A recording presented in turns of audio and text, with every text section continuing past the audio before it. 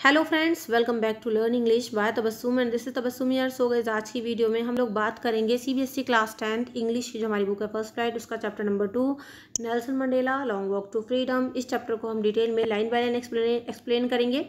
So guys, इससे पिछली video में मैं चैप्टर नंबर 1 जो है आपका अ लेटर टू गॉड, उसको पहले ही डिस्कस कर चुकी हूँ। वो वीडियो का लिंक आपको डिस्क्रिप्शन बॉक्स में मिल जाएगा। अगर आपको लाइन बाय लाइन एक्सप्लेनेशन देखनी है तो वो वीडियो भी आपको मिल जाएगी। साथ ही साथ अगर आपको स्टोरी सुननी है, समझनी है, तो वो वीडियो भी आपको डिस्क्रिप्शन बॉक्स में मिल जाएगी। और साथ ही साथ उसके एमसीक्यूज की video 30 most important MCQs with answers भी आपको डिस्क्रिप्शन बॉक्स में मिल जाएंगे, तो उसको जरूर चेक कर लीजिएगा। चलिएगा शुरू कर लेते हैं। बाकी अगर आपने अभी अपना सिलेबस नहीं देखा है, क्योंकि सेशन 22 के लिए सीबीएसई ने पेपर का पैटर्न रिलीज कर दिया है, तो इंग्लिश का सिलेबस जानने के लिए वेटेज क्या है, पेपर का पैटर्न क्या है, number of questions, type of questions, क्या वेटेज रहेगी, तो सेशन 22 के लिए आप देख लीजिएगा। सिलेबस रिगार्डिंग वीडियो मैंने पहले ही अपलोड कर दी है, link in the description box. साथ ही साथ आपको फर्स्ट चैप्टर की यानी लेटर टू गॉड की भी सभी वीडियोस इंपॉर्टेंट एमसीक्यूज के साथ डिस्क्रिप्शन बॉक्स में अवेलेबल है। सो उसको जरूर देख लेना ताकि आपको अपना सिलेबस हो जाए एकदम से क्लियर। चलिएगा, नेल्सन मंडेला को हम लोग शुरू कर लेते हैं। But before starting the video, if you are new on my channel, so don't forget to subscribe it, because आपका इंग्लिश का पूरा सिलेबस मैं यहाँ से कंप्लीट कराती हूँ। साथ ही साथ आपके न्यू सेशन के अकॉर्डिंग जितने भी आपके जिस टाइप के भी आपके एमसीक्यूज या फिर क्वेश्चंस वगैरह आएंगे, वो सारी चीज़ें आपको यहाँ से मिलेंगी सही टाइम पर। ठीक है, तो मेक श्योर चैनल को जरूर सब्सक्राइब करें, वीडियो को लाइक एंड शेयर करें। साथ ही साथ आपका अगर कोई डाउट आता है so let me know in the comment section. तो देखिए, बिफोर यू रीड, इस चैप्टर को थोड़ा सा हम जान लेते हैं पढ़ने से पहले पूरा। अब देखिए, apartheid is a political system that separates people according to their race. Apartheid एक ऐसी नीति है, एक ऐसा पॉलिटिकल सिस्टम है जो लोगों को उनकी रेस के अकॉर्डिंग सेपरेट करता है। अब देखिए, अपार्थीड का मतलब क्या होता है? अपार्थीड का मतलब होता है रंग भेद की नीति। तो बेसिकली पूरे चैप्टर के मतलब पूरा थीम यही है चैप्टर का, अपार्थीड। तो ये रंग भेद की जो नीति है, एक ऐसा पॉलिटिकल सिस्टम है जो लोगों को उनकी रेस के अकॉर्डिंग सेपरेट कर देता है। आगे है, कैन यू से which of the 3 countries named below had such a political system until very recently. क्या आप बता सकते हैं कि नीचे जो है 3 कंट्रीज के नेम गिवन हैं, इनमें से कौन सा ऐसा कंट्री है जो इसमें रिसेंटली यानी हाल फिलहाल तक भी ये अपार्थीड नाम का जो है पॉलिटिकल सिस्टम था। ठीक है, तो 3 कंट्रीज हैं आपके सामने। पहला है यूनाइटेड स्टेट्स ऑफ अमेरिका, दूसरा है साउथ अफ्रीका, तीसरा है Australia. So guys, for your kind information let me tell you कि आपका जो ये साउथ अफ्रीका है, इसमें रिसेंटली भी जो है ये अपार्थीड पॉलिटिकल सिस्टम था। तो साउथ अफ्रीका के बारे में है ये। दूसरा है गाइस आपका पॉइंट कि have you heard of Nelson Mandela? क्या आपने नेल्सन मंडेला के बारे में सुना है? Mandela and his African national Congress spent a life time fighting against apartheid. जो मंडेला थे और उनकी अफ्रीकन नेशनल कांग्रेस थी, उन्होंने अपनी लाइफ का एक बहुत बड़ा जो हिस्सा जो है इस अपार्थीड यानी रंग भेद की नीति के खिलाफ लड़ने में निकाल दिया। Mandela had to spend 30 years in prison. Mandela को अपनी लाइफ के 30 ईयर्स प्रिजन में बिताने पड़े, क्योंकि वो इस अपार्थीड के खिलाफ लड़ रहे थे, रंग भेद की नीति के खिलाफ। Finally democratic elections were held in South Africa in 1994।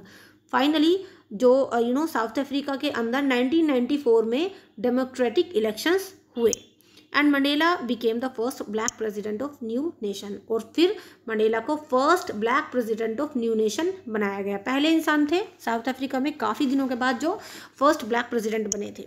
ठीक है, in this extract from his autobiography long walk to freedom, Mandela speaks about a historic occasion, the inauguration. ये जो एक्सट्रैक्ट है, एक्सट्रैक्ट का मतलब हिस्सा, मतलब ये जो आपका चैप्टर है ना, ये एक हिस्सा है, एक पार्ट है मंडेला की ऑटोबायोग्राफी का। ऑटोबायोग्राफी का नाम था लॉन्ग वॉक टू फ्रीडम। ठीक है, ऑटोबायोग्राफी मीन्स ऑटोबायोग्राफी का मतलब जब एक इंसान अपनी लाइफ की स्टोरी खुद लिखता है, खुद बताता है, तो दैट इज कॉल्ड ऑटोबायोग्राफी। तो नेल्सन मंडेला ने जो अपनी ऑटोबायोग्राफी लिखी थी, उस ऑटोबायोग्राफी का नाम था लॉन्ग वॉक टू फ्रीडम। तो ये चैप्टर आपकी उसी ऑटोबायोग्राफी से लिया गया है, एक छोटा सा पार्ट है। और इस लेसन के अंदर, इस चैप्टर के अंदर मंडेला एक हिस्टोरिक ओकेजन के बारे में बात करते हैं, इनॉग्रेशन। तो इनॉग्रेशन था उस दिन, और उस दिन इन्होंने क्या क्या स्पीच दी थी वो यहाँ पर वो बताएंगे। Can you guess what was the occasion might be? क्या आप गेस कर सकते हैं ये ओकेजन क्या था? तो चलिए चेकआउट करते हैं। और इसके लिए आप न्यूज़ फ्रॉम द बीबीसी से भी चेक कर सकते हैं। 10th में 1994 की न्यूज़ वगैरह जो है उनको भी चेकआउट कर सकते हैं। देख लेते हैं क्या है। अब देखिए, नेक्स्ट हेडिंग है, Mandela become south Africa's first black president. Mandela जो है बनते हैं साउथ अफ्रीका के फर्स्ट ब्लैक प्रेसिडेंट। आगे guys, Nelson Mandela had become south Africa's first black president after more than 3 centuries of white rule.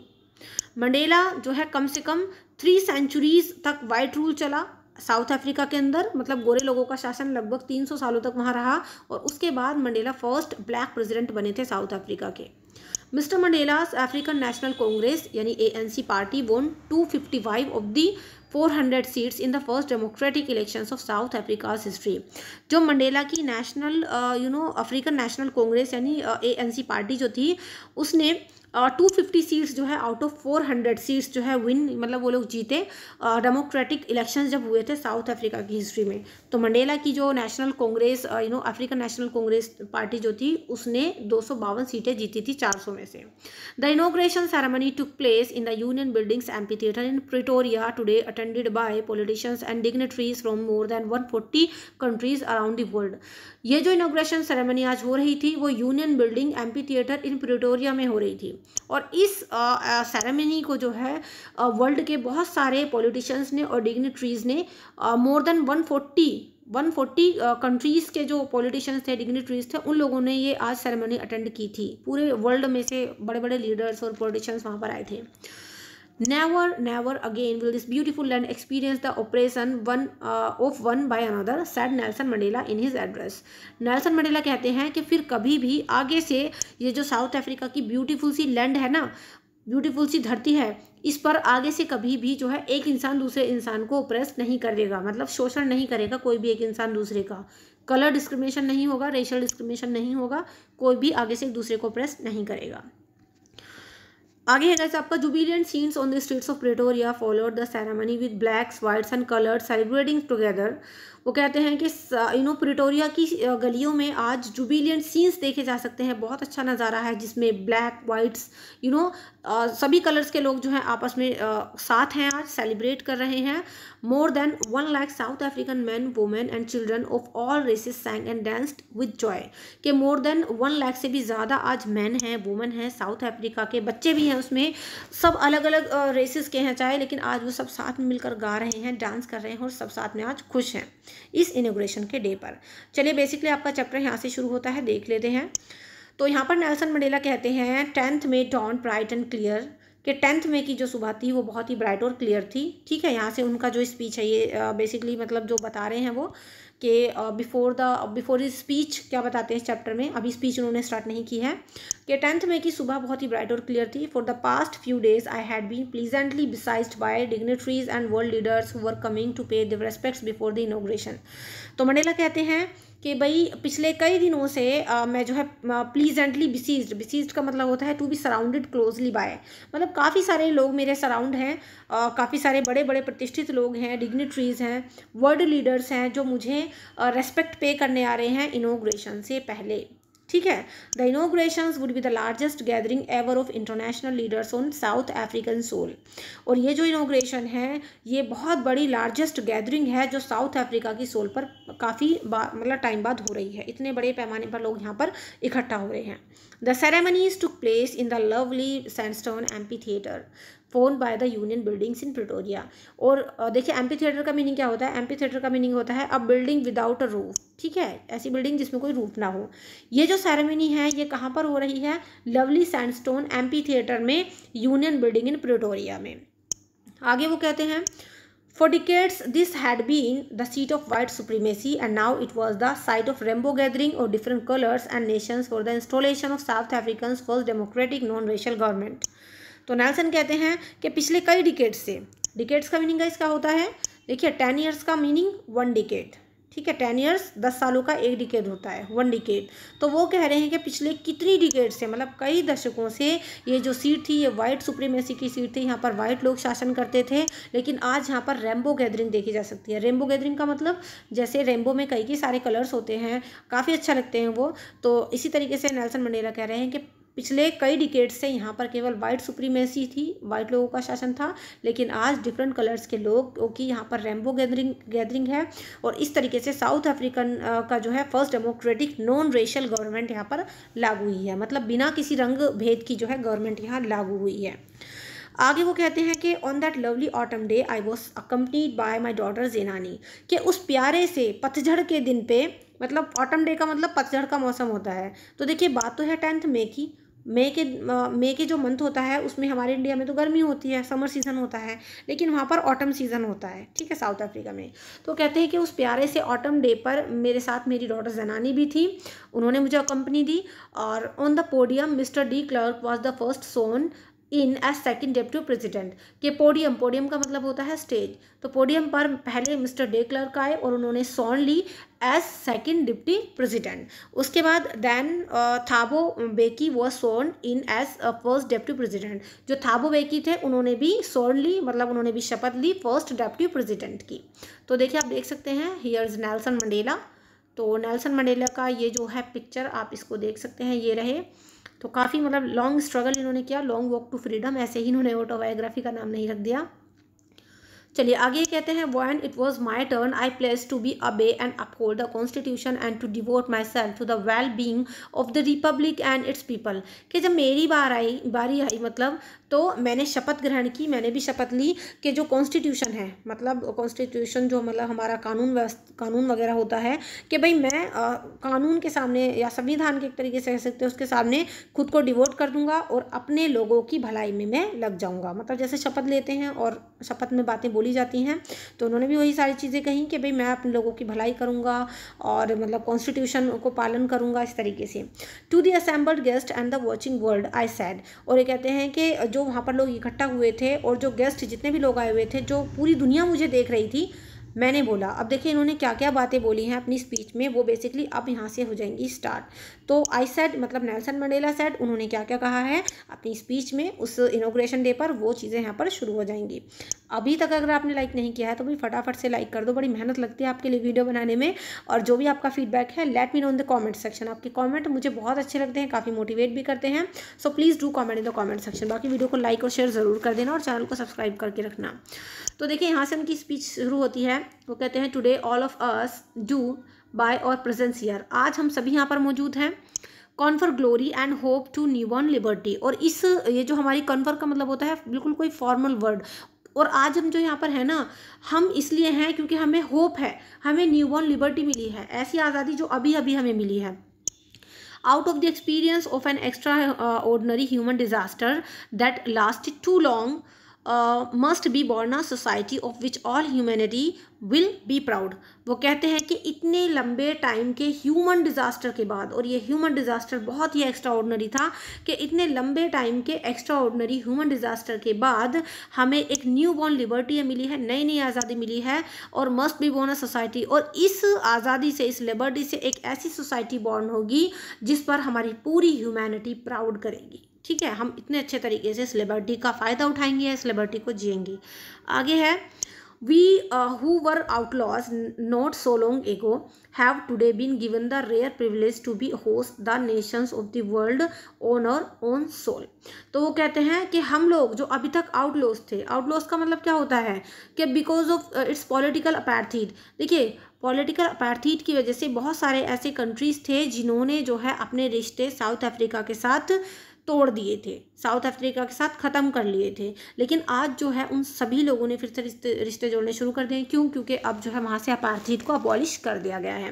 तो यहाँ पे कहते हैं नेल्सन मंडेला कि हम लोग जो अभी तक आउटलॉज थे, बाहर के लोग थे एक तरीके से, अब हम बाहर के नहीं हैं। हमने जो है, हमें आज इस इनॉग्रेशन को जो है होस्ट करने की प्रिविलेज मिली है अपनी साउथ अफ्रीका की धरती पर। We thank all of our distinguished international guest for having come to take positions with the people of our country of what is after all a common victory for justice, for peace, for human dignity। वो कहते हैं कि हमें ये जितने भी हमारे distinguished international guest हैं उन सभी को थैंक्स बोलना चाहिए, क्योंकि वो लोग यहाँ पर आए हैं और हमारे कंट्री के लोगों के साथ मतलब वो हैं इस वक्त। साथ ही साथ ये हमारी एक बहुत बड़ी विक्ट्री है। ये victory common victory of justice है, पीस की विक्ट्री है, ह्यूमन डिग्निटी यानी ह्यूमन की रेस्पेक्ट की विक्ट्री है एक तरीके से। आगे गाइस वो कहते हैं, we have at last achieved our political emancipation.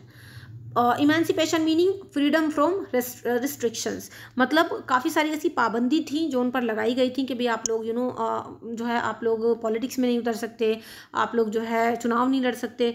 तो वो कहते हैं कि अंत में हमने जो है अपना पॉलिटिकल इमेंसिपेशन को अचीव कर लिया है। मतलब हमारे पर जो पाबंदियाँ थी वो अब एक तरीके से हट गई हैं। आगे वो कहते हैं we placed ourselves to liberate all our people from the continuing bondage of poverty, deprivation, suffering, gender and other discrimination. वो कहते हैं कि हमें जो है एक तरीके से प्लेज मिल गया है, हम सबको जो है लिबरेशन मिल गई है।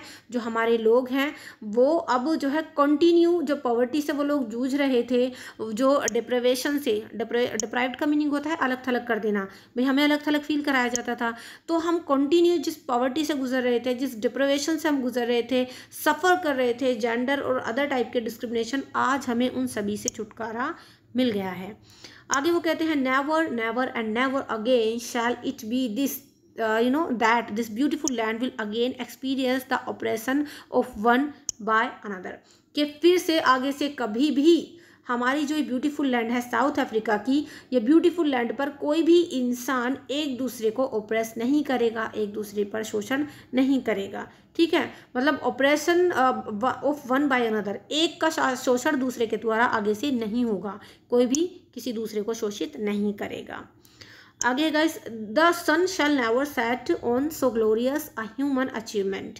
ये जो ह्यूमन अचीवमेंट का सन सेट हुआ है, मतलब ये सन कभी भी जो है सेट नहीं होगा, जो नया नया सूरज निकला है साउथ अफ्रीका के अंदर। So let freedom rain, God bless Africa. चलो इस फ्रीडम को रेन करते हैं और अफ्रीका गॉड ब्लेस। आगे बढ़ते हैं गाइस, अभी चैप्टर बहुत है आपका। आगे वो गाइस कहते हैं कि a few moments later we all lifted our eyes in as a spectacle array of South African jets, helicopters and troops of carrier rode in a perfect formation over the Union buildings। कि कुछ moments के बाद ही हमारी जो आंखें हैं एक नज़ारे से चकाचौंध हो गई। हमने देखा एक बहुत खूबसूरत नज़ारा था, साउथ अफ्रीका के जो जेट्स थे, जो हेलीकॉप्टर्स थे, ट्रूप्स कैरियर्स थे, उन्होंने एक परफेक्ट फॉर्मेशन में यूनियन बिल्डिंग के ऊपर जो है रोड दहाड़ मारी। मतलब कहते हैं ना कि बहुत अच्छा नज़ारा था। जो जेट्स थे ना वो उड़ रहे थे साउथ अफ्रीका के बिल्डिंग के यहाँ पर ऊपर। और आगे वो कहते हैं it was not only a display of pin point precision and military force but a demonstration of the military's loyalty to democracy to a new born government that had been freely and fairly elected. कि ये जो मतलब इतना अच्छा नज़ारा था, ये खाली एक डिस्प्ले नहीं था मिलिट्री फोर्स का, बल्कि ये एक डिमॉन्स्ट्रेशन था मिलिट्री की लॉयल्टी का। मिलिट्री ने लॉयल्टी दिखाई थी कि भाई एक न्यू जो है गवर्नमेंट को जो है फेयरली और फ्रीली इलेक्ट किया गया है, एक नई कानून व्यवस्था को फेयर तरीके से और फ्री तरीके से यहाँ पर इलेक्ट किया गया है। आगे है only moments before the highest generals of South Africa defence force and police their chest bedecked with ribbons and medals from days gone by saluted me and placed their loyalty। आगे Nelson कहते हैं कि कुछ moments before he जो बड़े बड़े highest general थे south Africa के, डिफेंस फोर्स के और पुलिस जो थी, जिनके चेस्ट पर काफ़ी बड़े बड़े मतलब मेडल्स कह सकते हैं, मेडल्स थे जिनके पास, जो कुछ दिन पहले मतलब सैल्यूट करते थे, मुझे लॉयल्टी शो कर रहे थे, जिन्होंने मुझे मतलब लॉयल्टी शो कर रहे हैं, जो लोग बड़े बड़े नेता मतलब लीडर्स कह सकते हैं या फिर जितने भी ऑफिसर्स हैं हाईली। तो आगे वो कहते हैं कि अभी तो ये लोग मुझे सल्यूट कर रहे हैं। I was not unmindful of fact that not so many years before they would not have saluted but arrested me। देखो कितनी अच्छी बात है नेल्सन जी ने बताई है। तो ये कहते हैं कि अब भाई मैं इस चीज़ से अनकॉन्शियस नहीं हूँ, मतलब ये चीज़ ना मुझे अभी भी याद है। I was not unmindful का मतलब कि मुझे अभी भी ये चीज़ याद है, मैं अनमाइंडफुल नहीं हूँ इस चीज़ को लेकर कि जो लोग मुझे आज लॉयल्टी दिखा रहे हैं, जो लोग आज मुझे सल्यूट कर रहे हैं, कुछ साल पहले ही ये लोग मुझे सल्यूट नहीं करते थे बल्कि अरेस्ट करते थे। Finally, a chevron of Impala jets left a smoke trail of the black, red, green, blue and gold of the new South African flag। कि फाइनली एक शेवरॉन ऑफ एम्पाला जेट्स ने जो है स्मोक का ट्रायल छोड़ा। Chevron का मतलब होता है गाइस, जैसे कि हमारा होता है ना जिगजैग वी फॉर्म में, अ पैटर्न, शेवरॉन का meaning a pattern in the shape of V, एक ऐसा पैटर्न जो शेप ऑफ वी में शो होता है, जैसे कि जिगजैग फॉर्म में आपका इस तरीके से शो होता है। कि फाइनली जो इम्पाला जेट्स वगैरह थे उन्होंने शेवरन के शेप में जो है वहाँ से स्मोक छोड़ी। और स्मोक भाई काफ़ी सारे कलर्स की थी, काफ़ी अच्छा नज़ारा था, जैसे कि रेड, ग्रीन, ब्लू, गोल्ड, और ये सब जो है न्यू साउथ अफ्रीकन फ्लैग के सारे कलर्स थे जो सिम्बलाइज करते थे। The day was symbolized for me by the playing of our two national anthems and the vision of whites singing Kosi Sikil, I Africa and black singing Die Still। तो यहाँ पर Nelson जी कह रहे हैं कि ये जो आज डे है वो सिम्बलाइज करता है कि 2 नेशनल एंथम्स आज एक साथ गाए जा रहे हैं। विजन्स ऑफ वाइट लोग जो हैं वो कोसी सिकिलिल आई अफ्रीका गा रहे हैं और ब्लैक्स जो हैं वो डायस्टीम गा रहे हैं, मतलब अपना अपना नेशनल एंथम वो लोग गा रहे हैं। आगे है, although that day neither group knew the lyrics of the anthem they once despised they would soon know the words by heart. Despised का मतलब had a very low opinion of. तो मतलब इनमें से जो वाइट लोग हैं, जो ब्लैक लोग हैं, इनको एक दूसरे की जो एंथम है पता भी नहीं है ठीक से उनका क्या मीनिंग है, क्या मतलब है, मगर धीरे धीरे लोग जान जाएंगे क्योंकि आज तो ये लोग खुशी में गाए जा रहे हैं। आगे कहते हैं Nelson ji, on the day of the inauguration I was overwhelmed with the sense of history, कि इस ओकेजन के डे पर मुझे हिस्ट्री की सेंस याद आ गई। अब देखिए ये हिस्ट्री के बारे में कुछ बताएंगे, काफ़ी सारी चीज़ें इन्हें याद आ रही हैं। ये कहते हैं in the first decade of the 20th century, के 20th सेंचुरी की फर्स्ट डिकेड में a few years after the bitter Anglo Boer war, के जो हमारी 20th सेंचुरी की जो फर्स्ट डिकेड थी और उसके अलावा क्या था, after few years after bitter Anglo Boer war, के जो एंग्लो बोर वॉर हुई थी उसके कुछ सालों बाद, and before my own birth, और मेरे खुद के जन्म से कुछ दिन पहले। अब देखिए इस लाइन का क्या मतलब है, इसका मतलब है कि in the first decade of the 20th century, first decade 20th century का मतलब 1900। अब इसकी जो फर्स्ट डिकेड होगी वो क्या होगी, 1910। ठीक है, तो ये जो गैप है हमारा 1900 से 1910 के बीच का, this is called the first decade of 20th century. तो ये हमारी फर्स्ट डिकेड होगी 20th सेंचुरी की। ये कह रहे हैं कि 1900 से लेकर 1910 के बीच में जो हमारी 20th सेंचुरी की फर्स्ट डिकेड थी, और कुछ साल, और इसके अलावा क्या था कि जो एंग्लो बोर वॉर हुई थी उसके कुछ सालों बाद और मेरे बर्थ से कुछ साल पहले। द वाइट स्किन जो पीपल थे वो साउथ अफ्रीका के patch up their differences and erected a system of racial domination against the dark skin peoples of their own land, के इन सब चीज़ों के मतलब ये कह रहे हैं कि 20th सेंचुरी की फर्स्ट डिकेड में और एंग्लो बोर वॉर के कुछ सालों बाद और मेरे खुद के जन्म से कुछ दिन पहले जो वाइट स्किन के लोग थे उन्होंने एक रेशियल डोमिनेशन जो है इरेक्ट कर रखा था जो डार्क स्किन के लोग थे उनके खिलाफ। ठीक है, जो उनके खुद के लोग थे इनके खिलाफ भी फिर भी इन्होंने जो है रेशियल ये डिस्क्रिमिनेशन शुरू कर दिया था। The structure they erect created from the basis of one of the harshest most inhumane societies the world has ever known. ये कहते हैं कि ये जो स्ट्रक्चर इन लोगों ने क्रिएट किया था ना, ये बहुत बड़ा हार्श, बहुत बहुत बुरा स्ट्रक्चर था, बहुत ही इनह्यूमन सोसाइटी को ये शो कर रहा था कि मतलब बहुत बुरा स्ट्रक्चर था, एक दूसरे को प्रताड़ित करना रंग भेद के आधार पर। ठीक है, now in the last decade of the 20th century and my own 8th decade as a man. अब देखिए आगे कह रहे हैं, ये हिस्ट्री में गई ये चीज़ें इन्होंने बताई कि ये सिस्टम कब शुरू हुआ था, मेरे खुद के जन्म से पहले, first decade in the 20th century. तो ये सब जिन्होंने बताया कि तब से ये सिस्टम शुरू हुआ। आगे ये बताते हैं कि अब नाउ का मतलब अब in the last decade of the 20th century. अब देखिए लास्ट डिकेड 20th सेंचुरी की कौन सी होगी, 1900 इज द 20th सेंचुरी, और इसकी जो लास्ट डिकेड है वो है आपकी बिफोर द 2000। ठीक है, बिफोर द 2000। तो ये कह रहे हैं कि जो लास्ट डिकेड चल रही है 20th सेंचुरी की, और मैं खुद अपनी लाइफ के 8 डिकेड्स पार कर चुका हूँ एज अ मैन, मतलब वो अपनी 80s में है, अपनी लाइफ के वो 80s में है। तो कह रहे हैं कि मैं खुद 80s में हूँ। दैट सिस्टम हैड बीन, और अब जो ये सिस्टम है वो ओवर ट्यून्ड हो गया है, फॉरएवर, हमेशा के लिए सिस्टम खत्म हो गया है, and replaced by one that recognize the rights and freedoms of all the people. और अब जो है हर इंसान को regardless of the colour of their skin, हर इंसान को राइट्स मिल गए हैं, फ्रीडम मिल गई हैं, सभी लोग आज़ाद हैं, और अब उनको उनकी स्किन के आधार पर जो है नहीं वो किया जाएगा, मतलब सिलेक्ट या फिर स्किन के आधार पर उनका कोई रंगभेद नहीं होगा। That day had come about through the unimaginable sacrifices of thousands of my people. अब याद करेंगे कि किन किन लोगों ने मतलब सेक्रीफाइस किया है इस आज़ादी को पाने के लिए। तो नेल्सन जी कहते हैं कि उस दिन मैं जो है अनइमेजिनेबल सेक्रीफाइसेस के दौर से गुजरा। मैंने चीज़ों को मतलब मेरे जहन में आ रही थी कि थाउजेंड्स, मेरे हज़ारों लोग थे जिनके जिन्होंने सेक्रीफाइस किया है, और तब जाकर हमें ये जो है फ्रीडम मिली है। आगे कहते हैं people whose sufferings and courage can never be counted or repaid, कि वो लोग जिनकी सफरिंग्स को, जिनके सेक्रीफाइसेस को कभी भी काउंट नहीं किया जा सकता, रिपेड नहीं किया जा सकता, जिनका कोई मूल्य नहीं लगाया जा सकता। वो कहते हैं I felt that day as I have on so many other days that I was simply the sum of all those African patriots who had gone before me. ये कहते हैं कि उस दिन मुझे ऐसा फील हुआ कि ऐसे तो बहुत सारे दिन हैं जब मैं इन अफ्रीकन पैट्रियोट्स जो मेरे से पहले गए हैं इनको इनके बारे में मतलब सोच सकता हूँ। ठीक है, तो पैट्रियोट्स का मतलब होता है देशभक्त। तो मुझसे पहले बहुत सारे देशभक्त गए हैं और आज मुझे ऐसा लगता है कि वाकई में उन लोगों ने इतने सारे सेक्रीफाइस किए हैं, तभी उसी का रिजल्ट ये है कहीं ना कहीं जाकर कि हमें इस अपार्थाइड से अबॉलिशमेंट मिली है, मतलब इससे हमें छुटकारा मिल गया है। That long and noble line ended and now began again with me, कि वो जो नोबल लाइन थी वो एंड हो गई थी और अब एक नई लाइन की शुरुआत होगी मेरे साथ। I was pained that I was not able to thank them and that they were not able to see what their sacrifices had brought.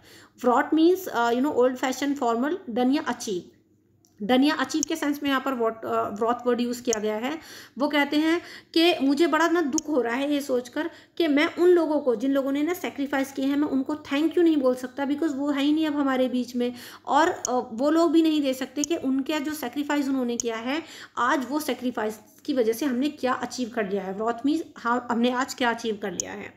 आगे है गाइस, आगे कहते हैं Nelson ji, the policy of apartheid created a deep and lasting bound in my country and my people. कि ये जो apartheid की policy थी, ये जो रंग भेद की नीति थी, इसने एक बहुत गहरी छाप छोड़ी है, बहुत गहरा प्रभाव छोड़ा है, बहुत गहरा जख्म दिया है। वॉन्ड का मीनिंग जख्म दिया है मेरे कंट्री के लोगों के दिमाग में या फिर जहन में। वो कहते हैं आगे, all of us will spend many years if not generations recovering from that profound hurt। कि हम सभी के बहुत सारे साल गुजर जाएंगे, इवन हमारे जो जनरेशन है उनको भी टाइम लगेगा इस दुख, मतलब ये जो हमने इतना बड़ा दुख झेला है, इससे रिकवर करने में। आगे वो कहते हैं, but the decades of operation and brutality had another unintended effect and that was that is produce the Oliver Tambos, the Walter Sissulis, the Chief Lutulis, and the Yusuf Dados, the Bram Fishers, the Robert Subukvos of her time। ये कहते हैं लेकिन इतना जो मतलब ये जो decades गई है हमारी, इतना जो हमने ऑपरेशन झेला है, मतलब हमने शोषण झेला है, ब्रूटैलिटी झेली है, एक इंसान ने दूसरे इंसान को प्रताड़ित किया है, तो इससे कहीं ना कहीं एक्स्ट्रा ऑर्डिनरी लोगों ने भी जन्म लिया है। जैसे कि जितने भी महान लोग हैं उन सभी के नेम यहाँ पर गिवन हैं, और आप देख सकते हैं इन लोगों की यहाँ पर पिक्चर्स भी हैं, साथ ही साथ इनके नेम भी हैं। तो ये बड़े बड़े फ्रीडम फाइटर्स थे जिन्होंने बहुत बड़े बड़े सेक्रीफाइसेस दिए हैं इस अपार्थाइड को अबॉलिश कराने के लिए। ठीक है, चलिए आगे बढ़ लेते हैं गाइस। आई थिंक इतना आपको अच्छे से क्लियर हो गया होगा। तो आगे जो है हमारा, ये कहते हैं मतलब Nelson ji, courage, wisdom and generosity that their like may never be known again। ये जो करेज है, ये जो विजडम है और जो जेनरसिटी है, ये इस तरीके की मतलब फिर से हमें देखने को नहीं मिलेगी। Perhaps it requires such depth of operation to create such हाइस्ट ऑफ कैरेक्टर। क्योंकि इस तरीके का करेज, इस तरीके की जो हिम्मत इन्होंने दिखाई है, जेनरसिटी दिखाई है, इन सभी चीज़ों को दिखाने के लिए बहुत बड़ी मात्रा में मतलब इंसान को झेलना पड़ता है। बहुत मतलब ऑपरेशन का मतलब इंसान, इन लोगों ने बहुत ज़्यादा झेला है, तभी जाकर इनके अंदर इतनी करेज आई, इतनी हिम्मत आई, है ना। तो इसके लिए बहुत कुछ इंसान को झेलना पड़ता है, तभी इतना हाई कैरेक्टर किसी का भी बनता है। आगे कहते हैं कि my country is rich in the minerals and gems that lie beneath its soil, but I have always known that its greatest wealth is its people, finer and truer than the purest diamonds. देखिए बहुत अच्छी बात यहाँ पर Nelson जी ने बोली है अपनी स्पीच में। वो कहते हैं कि मेरा जो कंट्री है वो मिनरल से भरा हुआ है, जैम्स से भरा हुआ है। आपने सुना भी होगा, शायद हो सकता है आपको ना पता हो, कि साउथ अफ्रीका जो है वो अपने हीरो डायमंड्स के लिए मतलब जाना जाता है। वहाँ की जो पृथ्वी है, धरती है, उसमें रॉ डायमंड्स पाए जाते हैं, रॉ डायमंड्स। ठीक है, तो ये कह रहे हैं कि हमारे जो साउथ अफ्रीका की सोल है वो कहीं ना कहीं जैम्स के लिए जानी जाती है, मिनरल्स के लिए जानी जाती है। बट वो कहते हैं कि अकॉर्डिंग टू मी, जो यहाँ के हमारी जो देश है, इसकी जो ग्रेटेस्ट वेल्थ है वो यहाँ के लोग हैं, है ना। वो किसी भी डायमंड से ज़्यादा प्योर हैं, किसी भी डायमंड से ज़्यादा ट्रू हैं। तो कहते हैं कि मैं अपने यहाँ की सबसे बड़ी वेल्थ जो है वो अपने यहाँ के कंट्री के लोगों को मानता हूँ। आगे नेल्सन जी कहते हैं, it is from these comrades, it is from these comrades in the struggle that I learn the meaning of courage. Comrades का मीनिंग होता है गाइस साथी, साथी का मतलब जो फ्रेंड्स वगैरह होते हैं। वो कहते हैं कि मेरे जो कॉमरेड्स थे, साथी थे, उन्हीं से मैंने सीखा, उन्होंने ही मुझे सिखाया कि मीनिंग ऑफ करेज, हिम्मत का आखिर मतलब क्या होता है, मीनिंग ऑफ करेज क्या है।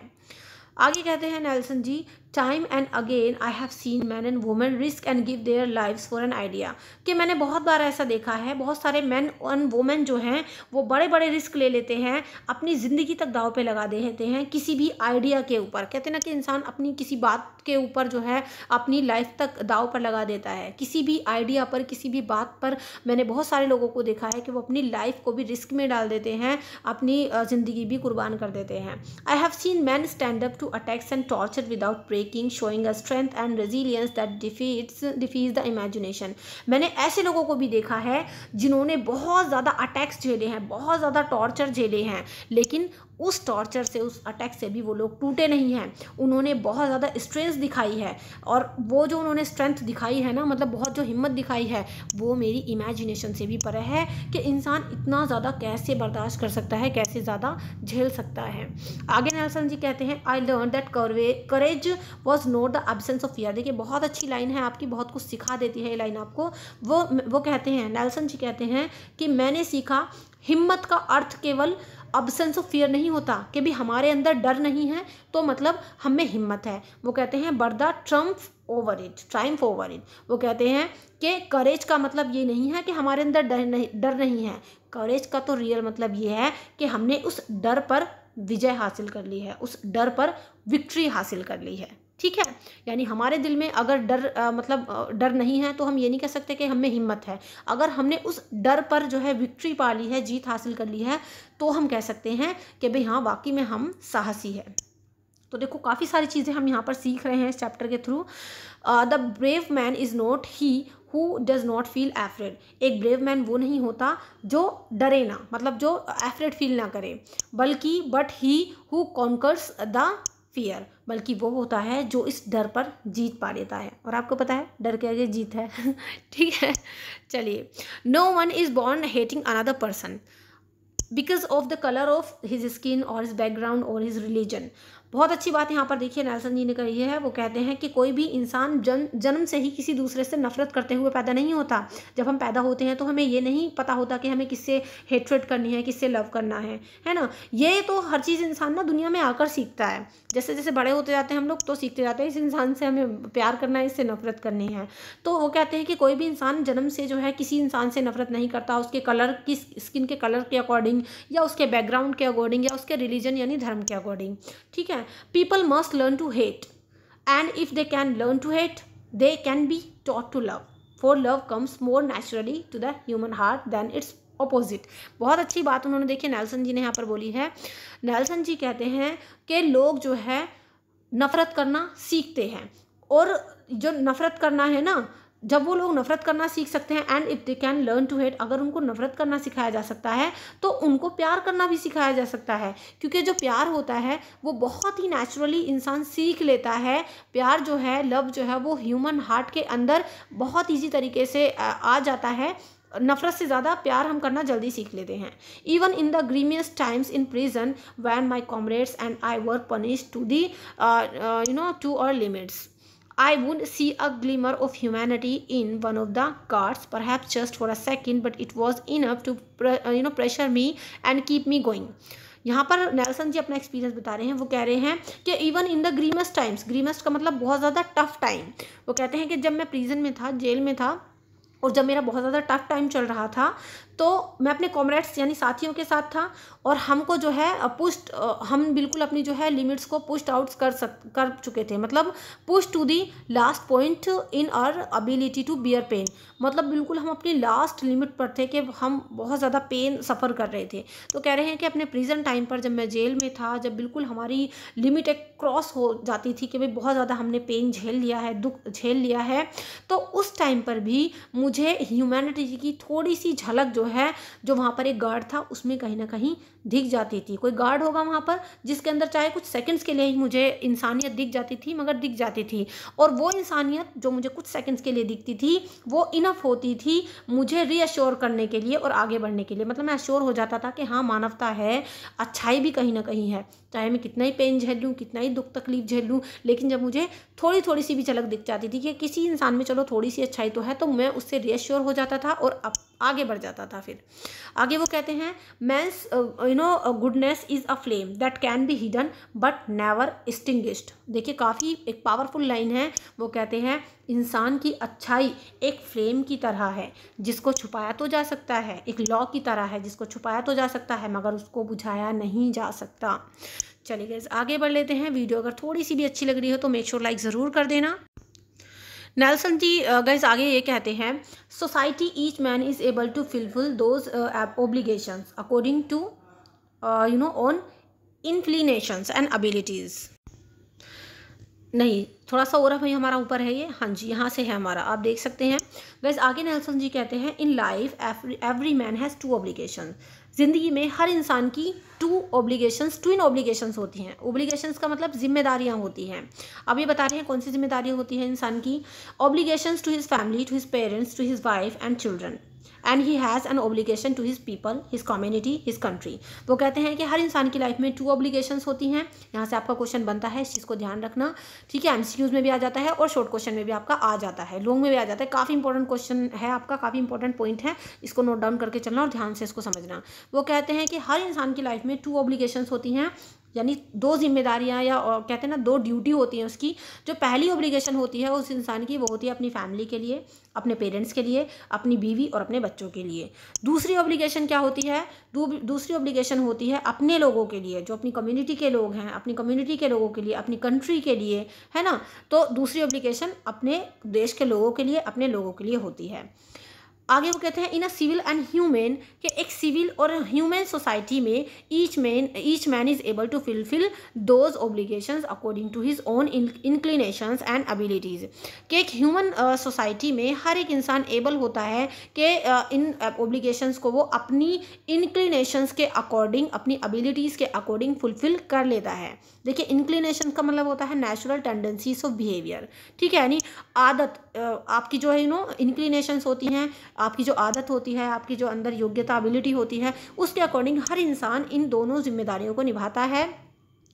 But in a country like South Africa, अब ये इंसान कहाँ निभाता है? एक सिविल ह्यूमन सोसाइटी के अंदर, जो एक सभ्य मानव समाज होता है, वहाँ पर इंसान अपनी आदत से, अपनी एबिलिटी से इन दोनों जिम्मेदारियों को निभा लेता है। But in a country like South Africa, लेकिन साउथ अफ्रीका जैसे कंट्री में it was almost impossible for a man of my birth and colour to fulfil both of these obligations. लेकिन वो कहते हैं कि साउथ अफ्रीका जैसी कंट्री में, जहाँ पर मैं पैदा हुआ हूँ, ऑलमोस्ट ये इम्पॉसिबल है एक इंसान के लिए, खासकर वो इंसान जो अकॉर्डिंग टू मी, मतलब मेरे तरीके का है, जैसे मतलब मैं अगर ब्लैक हूँ, मतलब जिस तरीके से मेरा बर्थ है या फिर मेरा कलर है, तो इस इंसान के लिए, ऐसे इंसान के लिए इम्पॉसिबल हो जाता है इन दोनों ऑब्लिगेशंस को, इन दोनों जिम्मेदारियों को एक साथ निभाना।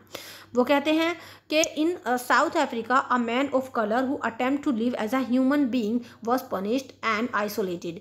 कि साउथ अफ्रीका के अंदर एक ऐसा इंसान जिसका कलर मेरे जैसा है, मतलब जिसका कलर डार्क है, ब्लैक है, जो एक कोशिश करता है कि एक ह्यूमन बीइंग की तरह जो है वो मतलब बिल्कुल आज़ादी से एक नॉर्मल लाइफ जिए, उसके लिए तो ये बहुत मुश्किल हो जाता है, क्योंकि ऐसे इंसान को जिसकी स्किन का कलर ब्लैक है, उसको जो है पनिश किया जाता है और आइसोलेट कर दिया जाता है, अलग थलग कर दिया जाता है, अगर वो इन दोनों जिम्मेदारियों को निभाने की कोशिश करता है।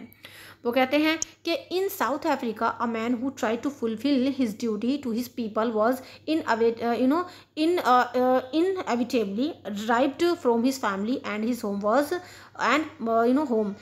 forced to live a life apart, a twilight existence of security and rebellion। वो कहते हैं कि साउथ अफ्रीका के अंदर एक ऐसा इंसान जो इन ड्यूटीज़ को फुलफिल करने की सोचता है, उस इंसान को इनएविटेबली का मतलब अवॉइड कर दिया जाता है, दूर कर दिया जाता है। उस कोशिश की जाती है कि ऐसे इंसान को घसीट कर फेंक दिया जाए, निकाल दिया जाए, उसको उसकी फैमिली से दूर कर दिया जाए, है ना, उसको उसके घर से दूर कर दिया जाए और उसको एक अकेली ज़िंदगी जीने के लिए मजबूर कर दिया जाता है और उसको एक विद्रोही बना दिया जाता है। रिबेलियन का मतलब मतलब विद्रोही।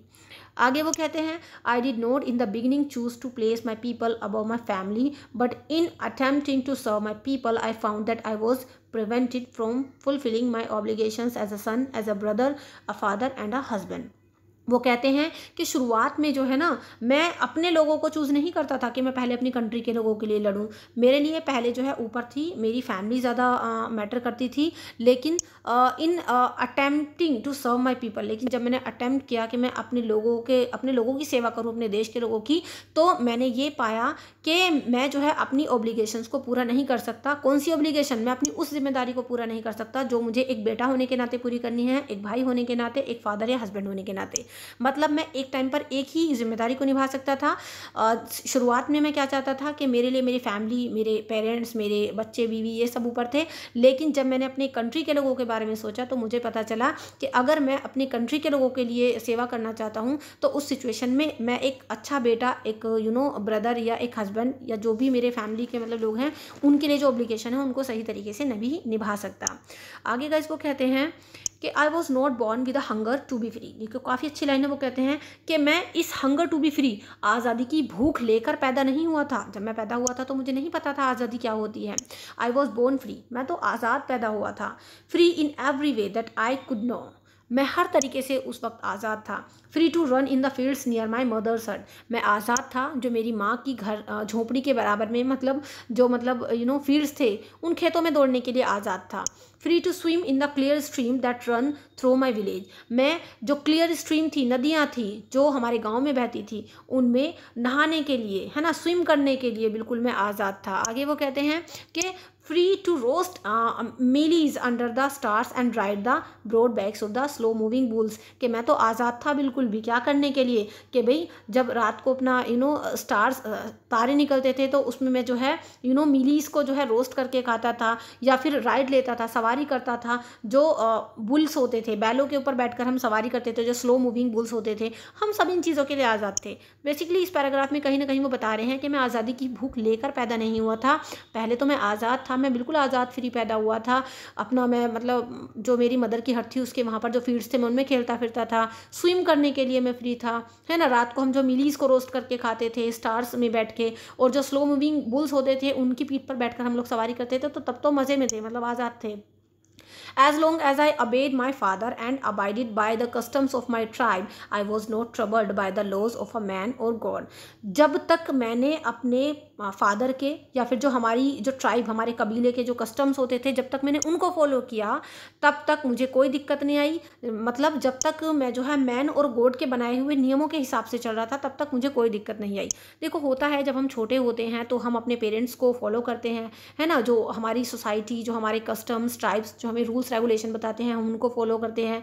तो नेल्सन जी भी इसी तरीके से बता रहे हैं कि जब तक मैं अपनी ट्राइब के, अपने फादर के जो उन्होंने मतलब उनको मैंने फॉलो किया, उनको अबे किया, तब तक कोई दिक्कत नहीं थी, मुझे कोई परेशानी नहीं हुई जब तक मैंने मैन और गॉड के बनाए हुए रूल्स को फॉलो किया। वो कहते हैं आगे कि it was only when I began to learn that my boyhood freedom was an illusion, when I discovered as a young man that my freedom had already been taken from me, that I began to hunger for it. वो कहते हैं कि मेरे अंदर तो ना आज़ादी की भूख तब जगी जब मैंने ये सीखा कि मेरी जो ये बॉयहुड फ्रीडम है ना, कहते हैं ना एक बालकपन की या फिर एक लड़कपन की जो भूख ऐसा होती है कि बस हम आज़ाद हैं, हमें तो छोड़ दो, अपना घूमेंगे फिरेंगे, बाइक पर ऐश काटेंगे, ये है वो है। तो वो कहते हैं कि जब मैंने धीरे धीरे ये सीखना शुरू किया कि मेरी बॉयहुड फ्रीडम जो है वो तो खाली एक इल्यूजन है। इल्यूजन का मतलब होता है something that appears to be real but is not, मतलब भ्रम, इसको हम कहते हैं कि एक भ्रम है, ये तो एक धोखा है। तो कहते हैं कि मैंने ये it was only when I began to learn, ये जब तक ही था जब तक मैं समझता था कि मेरी बॉयहुड फ्रीडम मेरे पास है, लेकिन मेरी जो बॉयहुड फ्रीडम थी वो एक भ्रम था। When I discovered as a young man, लेकिन जब मैंने ये पाया कि एज अ यंग मैन मेरी जो फ्रीडम है वो ऑलरेडी मुझसे ली जा चुकी है। फ्रीडम क्या था कि भाई इनसे अपार्थित के रंग भेद के नाम पर भेदभाव किया जाता था, लेकिन जब जैसे जैसे मैं आगे बढ़ा मुझे पता चला कि मेरी फ्रीडम तो ऑलरेडी मुझसे छीनी जा चुकी है। I began to hunger for it, तो फिर मेरे अंदर आज़ादी की भूख जाग गई, मतलब फिर मुझे भूख लगने लगी कि भी मुझे आज़ादी चाहिए। At first as a student I wanted freedom only for myself. अब ये बताते हैं, देखो लाइफ की अलग अलग स्टेज पर बताते हैं कि मुझे कब किस टाइप की फ्रीडम चाहिए थी। तो वैसे ये कहते हैं कि एट फर्स्ट, के शुरुआत में जब मैं एक स्टूडेंट था मैं चाहता था freedom only for myself, कि मुझे केवल अपने लिए आज़ादी चाहिए थी। The transitory freedom of being able to stay out at night, और मुझे ना ये ऐसी मतलब ट्रांसिटरी का मतलब होता है नॉट परमानेंट, ऐसी फ्रीडम चाहिए थी जो परमानेंट नहीं थी। मतलब मैं अपने बॉयहुड में चाहता था कि भी मुझे फ्रीडम दी जाए कि भी मैं जहाँ मेरा मन करे अपना नाइट वहीं पर स्पेंड करूँ, बाहर घूमता फिरूँ, कुछ भी करूँ। आगे कहते हैं read what I pleased and go where I choose, कि मैं चाहता था मुझे ऐसी आज़ादी मिले कि जो मैं चाहूँ वो मैं पढ़ूँ और जहाँ मैं चाहूँ वहाँ मैं चला जाऊँ। तो जब मैं बॉय था बस यही था आज़ादी के मतलब, कि घूमने फिरने की आज़ादी मिल जाए, जो चाहूँ वो पढ़ूँ, जहाँ चाहूँ वहाँ जाऊँ, अपना ऐसे ही मज़े में रहूँ, बस यही था आज़ादी के मतलब। इसके बाद ये बताते हैं कि later as a young man in Johannesburg I yearned for the basic and honorable freedoms of achieving my potential, of earning my keep, of marrying and having a family, the freedom not be obstructed in a lawful life। फिर कहते हैं उसके बाद क्या हुआ, उसके बाद जब मैं एक यंग मैन के तौर पर उभरा, मतलब जब मैं और थोड़ा बड़ा हुआ, यंग मैन हुआ जोहान्सबर्ग में, तो मैंने देखा कि मेरी जो फ्रीडम का मतलब था उस टाइम कुछ अलग था। फ्रीडम का मीनिंग ये था कि मुझे मेरी पोटेंशियल अचीव कर लूँ मैं अपनी, इसके अलावा अर्निंग माई कीप, और शादी हो जाए, फैमिली हो जाए, बस यही फ्रीडम के मतलब थे उस टाइम मेरे लिए। The freedom not be obstructed in a lawful life, और ये फ्रीडम ऑब्स्ट्रक्ट नहीं हो सकती थी एक लॉफुल लाइफ में। इसके बाद ये बताते हैं but then I slowly saw that not only was I not free but my brothers and sisters were not free, लेकिन धीरे धीरे मैंने देखा कि केवल मैं ही ऐसा नहीं था जो फ्री नहीं था, बल्कि जो मेरे भाई और बहन थे, दूसरे लोग जो थे वो भी फ्री नहीं थे। I saw that it was not just my freedom that was curtailed, curtailed का मतलब रिड्यूस्ड, मतलब ख़त्म की गई थी। मैंने देखा कि केवल मेरी ही फ्रीडम ऐसी नहीं थी जिसको कर्टल्ड यानी ख़त्म कर दिया गया था, but the freedom of every one who looked like I did, मगर हर एक इंसान की फ्रीडम को कर्टल्ड यानी रिड्यूस कर दिया गया था जो मेरे जैसा दिखता था, यानी सारे ब्लैक लोग जो थे उनके पास फ्रीडम थी ही नहीं। That is when I join the African national Congress, और उसके बाद मैंने अफ्रीकन नेशनल कांग्रेस को ज्वाइन किया। ठीक है, देखिए जहाँ से हम लोगों ने चैप्टर शुरू किया था बेसिकली वहीं पर धीरे धीरे हम लोग आते जा रहे हैं। अभी तक लाइक नहीं किया है तो भाई वेट किस चीज़ का कर रहे हो, फटाफट से लाइक कर दो, और साथ ही साथ आपको जो हमारा चैप्टर नंबर 1 है उसकी वीडियो का लिंक भी डिस्क्रिप्शन बॉक्स में मिल जाएगा, उसको भी line by line I have already explained. तो आप देख सकते हैं कि उसके बाद मैंने नेशनल अफ्रीकन कांग्रेस को ज्वाइन किया, and that is when the hunger of my on freedom became the greater hunger for the freedom, और इस तरीके से मेरी जो खुद की हंगर ऑफ फ्रीडम थी वो एक बहुत बड़ी भूख बन गई कि हम सभी को फ्रीडम यानी आज़ादी चाहिए थी। तो आप देख सकते हैं कि नेल्सन मंडेला पूरे जोश के साथ यहाँ पर एक पिक्चर इनकी पोर्ट्रेट लगाई गई है। तो एक ही पैराग्राफ रह गया है, आई थिंक आप लोग इन्जॉय कर रहे होंगे और काफ़ी कुछ सीख भी रहे होंगे इस चैप्टर से। आगे कहते हैं कि खाली मैं भूखा नहीं था, जो मेरे लोग थे उनके अंदर भी ये भूख थी, आज़ादी की भूख थी।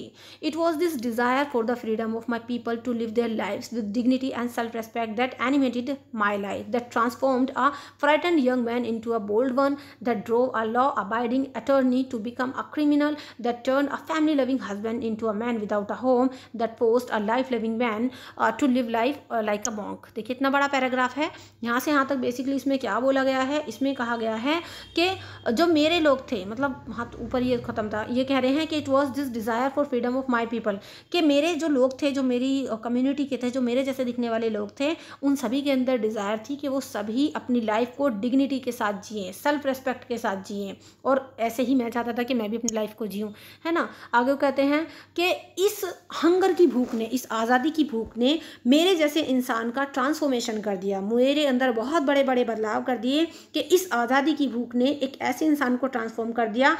फ्राइटेंड का मतलब होता है डरा हुआ, मतलब एक डरपोक इंसान को, मैं बहुत डरपोक था, वो कहते हैं एक तरीके से यही कह रहे हैं भाई कि मेरे जैसे फ्राइटेंड यंग मैन को एक बोल्ड इंसान बना दिया जो अब किसी से नहीं डर रहा था। एक मेरे जैसे इंसान को जो लॉ अबाइडिंग था, है ना, यानी कानून में विश्वास करने वाला, कानून को मानने वाला इंसान था, उसको एक क्रिमिनल बना दिया। मेरे जैसे इंसान को जो एक फैमिली लविंग इंसान था, अपनी फैमिली से प्यार करता था, फैमिली लविंग हस्बैंड था, एक ऐसा इंसान बना दिया जो आज बेघर है। और इस आज़ादी की भूख ने ही एक लाइफ लविंग इंसान को, एक ऐसे इंसान को जो अपनी ज़िंदगी से प्यार करता था, उसको ऐसा बना दिया जो अब एक मॉन्क की तरह अपनी लाइफ को जी रहा है। I am no more virtuous और self sacrificing than the next man. मैं बहुत ज़्यादा वर्चुअस नहीं हूँ, सेल्फ सेक्रीफाइसिंग नहीं हूँ, ऐसा नहीं है कि मैंने ही बहुत ही ज़्यादा सेक्रीफाइस किए हैं। वो कहते हैं but I found that I could not even enjoy the poor and limited freedoms I was allowed when I knew my people were not free. वो कहते हैं कि मैं ही बहुत ज़्यादा वर्चुअस नहीं हूँ, बहुत सेल्फ सेक्रीफाइसिंग नहीं हूँ, लेकिन मैंने ये पाया कि I could not even enjoy the poor, कि मैं ये थोड़ी बहुत जो हमें फ्रीडम मिल रही है, लिमिटेड फ्रीडम को इन्जॉय नहीं कर सकता। और मैं ये जो थोड़ी सी फ्रीडम है, मैं इसको इन्जॉय क्यों करूं, जबकि मुझे पता है कि मेरे जो लोग हैं वो भी फ्री नहीं हैं। वो कहते हैं आगे कि फ्रीडम इज़ इंडिविजिबल। वो कहते हैं कि फ्रीडम इंडिविजिबल है। The chains of any one of my people were the chains of all over them, कि जो चेन्स हैं मतलब जिन एक तरीके से जंजीर समझ लो भाई जिन चेन्स से मेरे जो लोग हैं जिनसे वो जकड़े हुए हैं, वो खाली उनकी चेन्स नहीं हैं, वो उन सभी की, पूरे सभी लोगों पर एक तरीके की ये बंदिशें हैं, जंजीरें हैं। और the chains of all of my people were the chains of me, और जो जिस जंजीरों से मेरे लोग जो जकड़े हुए हैं, जो चेन्स उन पर एक तरीके से डली हुई हैं, ये ब्लैक होने की या फिर उनके साथ डिस्क्रिमिनेशन होता है, वो खाली उनकी चेन्स नहीं है, वो मेरी भी चेन्स है, मैं भी उनसे कहीं ना कहीं जकड़ा हुआ हूँ। तो हम सब एक दूसरे को कनेक्ट करते हैं। आगे वो गाइस कहते हैं कि I knew that the oppressor must be liberated just as surely as the oppressed. वो कहते हैं कि मुझे पता है कि जो ओप्रेसर है, अब देखिए ओप्रेसर ओप्रेस्ड का मीनिंग क्या होता है। ओप्रेसर का मतलब जो इंसान दूसरे का शोषण करता है, शोषण करने वाले को ओप्रेसर बोलते हैं। और ओप्रेस्ड का मतलब जिस इंसान का शोषण हुआ, जो ओप्रेस्ड हुआ। तो कहते हैं कि जो इंसान ओप्रेसर मतलब करता है शोषण दूसरे का, वो भी जो है ना बिल्कुल उसी की तरह एक गुलाम ही कह लो जो ओप्रेस्ड हो रहा है। तो वो ओप्रेसर और ओप्रेस्ड में कोई अंतर नहीं बताते। जो इंसान शोषण कर रहा है वो भी कहीं ना कहीं फ्री नहीं है, और जिसका ओप्रेस्ड हो रहा है, जिसका शोषण हो रहा है, वो भी फ्री नहीं है। वो कहते हैं a man who takes away another man's freedom is a prisoner of hatred. He is looked behind the bars of prejudice and narrow mindedness. Prejudice meaning a strong dislike without any good reason. एक ऐसा मतलब हम किसी को strong dislike कर रहे हैं, वो भी बिना किसी रीज़न के। तो वो कह रहे हैं कि एक ऐसा इंसान जो दूसरे इंसान की फ्रीडम छीनता है, उससे लोग नफरत ही करते हैं, है ना। और वो प्रेजुडाइज मतलब उसके अंदर एक स्ट्रॉन्ग डिसलाइक होती है बिना किसी रीज़न के।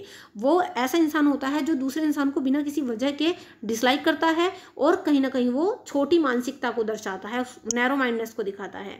आई am not truly free if I am taking away someone's else freedom. देखिए वो कहते हैं कि अगर मैं ही हूँ, मान लो मैं हूँ, अगर मैं किसी दूसरे इंसान की फ्रीडम छीन रहा हूँ तो मैं भी फ्री नहीं हूँ, मैं भी कहीं ना कहीं कैद ही हूँ। Just as surely I am not free when my freedom is taken from me. और मैं श्योरली फ्री नहीं हूँ अगर मेरी फ्रीडम मुझसे छीन ली जाए। ठीक है, यानी अगर आप किसी की फ्रीडम किसी से छीनते हो तो वो भी फ्री नहीं है और आप खुद भी फ्री नहीं हो, ऐसा नहीं है कि ठीक है। The oppressed and the oppressor alike are robbed of their humanity. तो इस तरीके से जो इंसान ओप्रेस्ड होता है, जिसका शोषण होता है, और जो इंसान ओप्रेस्ड करता है मतलब शोषण करने वाला, वो दोनों एक ही जैसे होते हैं और उनसे उनकी ह्यूमैनिटी को छीन लिया जाता है। So guys with this we have done our chapter number 2 Nelson Mandela long walk to freedom. और कहीं ना कहीं चैप्टर आपको बहुत सारी चीज़ें सिखा करके जाता है, करेज सिखाता है, हिम्मत देता है, बहुत सारी ह्यूमन वैल्यूज़ आप इससे सीख सकते हो, है ना। काफ़ी सारे प्लस पॉइंट हैं इस चैप्टर में जो आपको कहीं ना कहीं सीखने को मिलते हैं। और कहीं ना कहीं इस चैप्टर को इसीलिए आपकी बुक के अंदर रखा गया है कि भाई आप भी थोड़े करेजियस बनो, थोड़े हिम्मती बनो, साहसी बनो। प्लीज़ मुझे बताना कि वीडियो आपको कैसी लगी है। अच्छी लगी हो तो अभी भी लास्ट टाइम पर रिक्वेस्ट करना चाहूँगी कि लाइक करें, शेयर करें, क्योंकि आपके एमसीक्यूज यहीं से बनते हैं। पूरे चैप्टर को अच्छे से समझ लोगे, एमसीक्यू पर आराम से टिक करोगे। नेक्स्ट वीडियो में we will discuss the MCQs, most important MCQs of this chapter. And channel को सब्सक्राइब ज़रूर करके जाएं। साथ ही साथ अगर आपका कोई भी डाउट है या फिर आपका कोई भी सजेशन है तो मोस्ट वेलकम है। Please do comment in the comment section. इसके अलावा आपका इंग्लिश का सिलेबस सेशन 22 का, साथ ही साथ आपके जो चैप्टर है पिछला, उसकी भी एक्सप्लेनेशन और उसके इंपॉर्टेंट क्वेश्चन, सभी वीडियोज़ का लिंक डिस्क्रिप्शन बॉक्स में अवेलेबल है, तो डिस्क्रिप्शन बॉक्स चेक कर लेना। और इसके अलावा अनदर चैप्टर्स के लिए, इंपॉर्टेंट एमसीक्यूज के लिए, फुल सिलेबस के लिए चैनल को सब्सक्राइब करके जाएं, बेल आइकन को प्रेस करके जाएं। So guys, see you in the next video. Till then be a learner and learn English. Thank you and good bye.